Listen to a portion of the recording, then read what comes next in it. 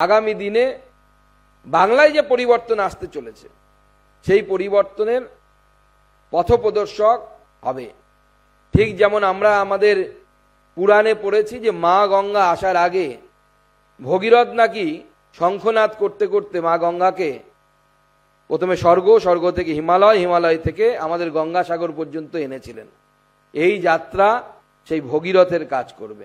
যে পরিবর্তনের গঙ্গা মাননীয় প্রধানমন্ত্রীর কথা অনুসারে বিহার থেকে বাংলায় প্রবেশ করবে, সেই পরিবর্তনের যাত্রার ভগীরথ পরিবর্তনের যা গঙ্গা, সেই গঙ্গার ভগীরথ হবে হচ্ছে এই পরিবর্তন যাত্রা।